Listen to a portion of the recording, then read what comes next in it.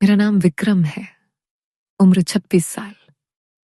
मैं ईमानदार हूं और पिछले 2 साल से एक अमीर परिवार की बेटी का ड्राइवर हूं।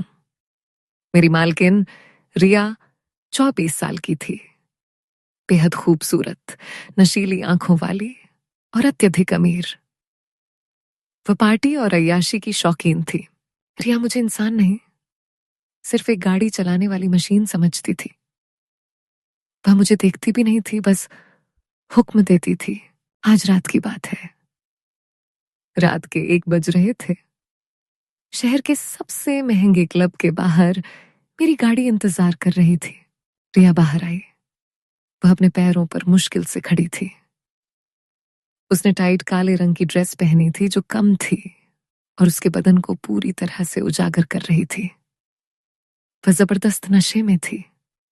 उसके बाल बिखरे थे और उसका चेहरा गुलाब की तरह लाल था। उसका दोस्त उसे धक्का देकर मेरी कार की पिछली सीट पर फेंक गया। रिया ने अंदर आते ही जोर से चिल्लाकर कहा, तेज चला विक्रम, बहुत तेज। मुझे उल्टी आ रही है। गाड़ी अंधेरी और सुनसान सड़क पर चल रही थी। रिया का नशा बढ़ रहा था। उसने अजीब सी आवाज निकाली, रोको कार, रोको। मैंने तेज ब्रेक लगाया। रिया आगे की सीट से टकरा गई। मैंने पीछे मुड़कर देखा। रिया बुरी तरह कांप रही थी। वह संभाल नहीं पा रही थी। मुझे लगा कि वह कार के अंदर ही उल्टी कर देगी। ये सोचकर ही मेरा दिमाग खराब हो गया।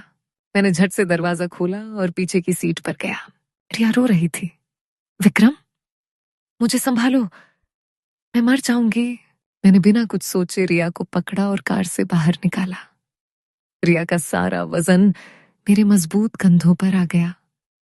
उसका गर्म और नशे में डूबा बदन मेरे बदन से चिपक गया।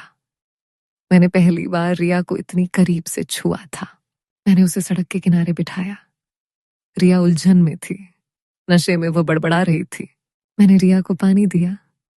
रिया ने बेहोशी की हालत में पानी पिया। रिया ने सहारा लेने के लिए मेरे हाथ को कस कर पकड़ा। अंधेरी सड़क पर दूर दूर तक कोई नहीं था। रिया की मादक खुशबू और वाइन की तेज गंध मुझे बेकाबू कर रही थी। रिया का चेहरा मेरे बहुत करीब था। नशे में उसने हल्की सी मुस्कुराहट दी और धीमे से कहा, तुम बहुत हैंडसम हो विक्रम। क्यों ड्राइवर हो? उसका यह सवाल और मासूमियत मेरे अंदर की सहनशीलता को तोड़ रही थी। मैंने तुरंत रिया को वापस कार में बिठाया। मुझे पता था कि अगर मैं एक पल भी और वहां रुका तो मैं सीमा तोड़ दूंगा। हम रिया के आलीशान बंगलो पहुंचे। रात के 2 बज चुके थे। रिया के माता पिता शहर से बाहर थे। घर पूरी तरह खाली था। मैंने कार से निकलकर रिया का दरवाजा खोला। रिया अब पूरी तरह बेहोशी की हालत में थी। उसे अकेले छोड़ना खतरनाक था। मैंने झट से रिया को उठाया। रिया का वजन हल्का था, पर उसका बेजान शरीर मेरे बदन पर कसकर चिपक गया। उसका खुला बदन मेरे हाथों को छू रहा था। मेरे अंदर बिजली दौड़ गई।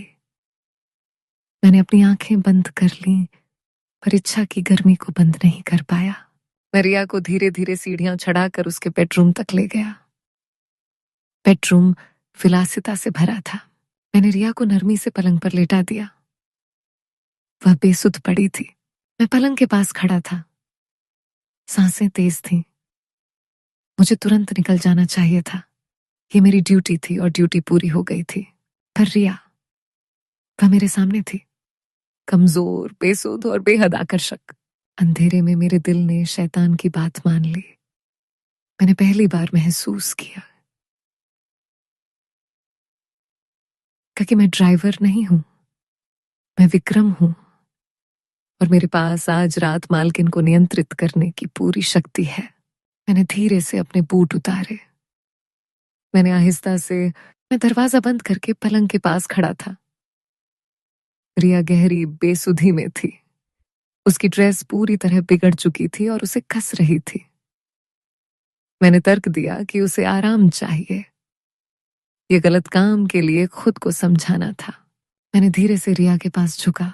मेरी सांसें गर्म थीं। पहली बार मैंने किसी अमीर लड़की को इतनी करीब से छुआ था। मैंने धीरे धीरे उसके बदन से ड्रेस को अलग करना शुरू किया। मेरे हाथ कांप रहे थे, पर इच्छा हावी थी। हर बटन और जिप खोलने पर मेरे दिल की धड़कन तेज हो रही थी। रिया ने एक हल्की सी आवाज निकाली, पर आंखें नहीं खोली। जब ड्रेस अलग हुई तो रिया सिर्फ अंदरूनी वस्त्रों में थी। मैंने शर्म से आंखें झुका ली, पर इच्छा ने झुकने नहीं दिया। मैंने बस अपनी आंखों को भरपूर आजादी दी। मैंने अपनी प्यास बुझाने के लिए उसे नरमी से एक डील ढाला रेशमी बाथरोब पहनाया। इस पूरी प्रक्रिया में रिया बेसुध पड़ी रही। मैं रिया के बगल में पलंग के किनारे बैठ गया। मेरे हाथ अभी भी गर्म थे। मैंने अपनी वर्दी उतार दी। अब मैं सिर्फ टी शर्ट और पायजामा में था। ड्राइवर नहीं, एक जवान आदमी। रिया ने बेहोशी में करवट ली और उसका सिर मेरे कंधे से जा टकराया। मेरे अंदर बिजली दौड़ गई। रिया ने बेहोशी में बड़बड़ाते हुए मेरा हाथ पकड़ा और कसकर अपने सीने से लगा लिया। रिया फुसफुसाते हुए, चाचू तुम बहुत अच्छे हो, मुझे अकेला मत छोड़ो। उसने मुझे गलत समझा कि मेरे लिए एक मौका था। मैंने पहली बार महसूस किया कि मैं मालकिन नहीं, उसकी इच्छा हूं। मैंने धीरे से अपना दूसरा हाथ रिया के सिर पर रखा और उसके बालों को सहलाना शुरू किया।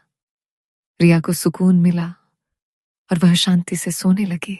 मैंने धीरे से पलंग पर लेटकर रिया को अपनी बाहों में लिया।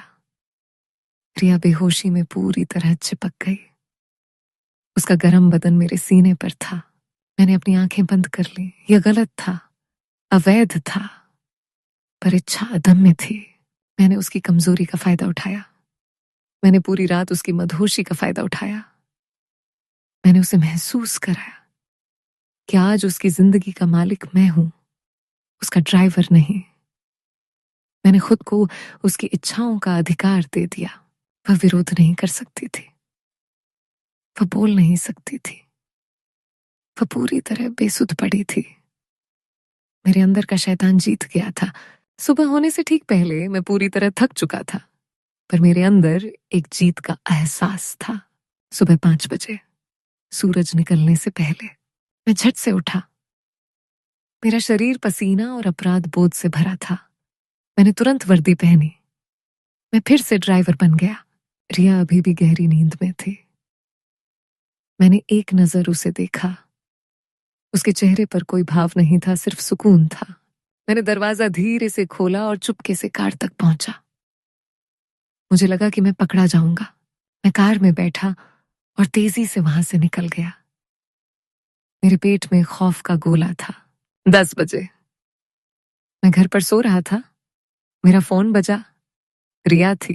रिया, आवाज कमजोर पर कठोर। विक्रम, तुम कहाँ हो? तुम्हारी हिम्मत कैसे हुई रात को गायब होने की?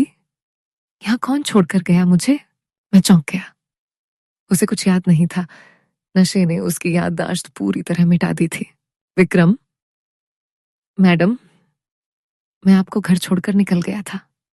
आप पूरी तरह ठीक थी। शायद आपकी किसी दोस्त ने। रिया गुस्से में, चुप रहो। तुम आज ड्यूटी पर लेट क्यों हो?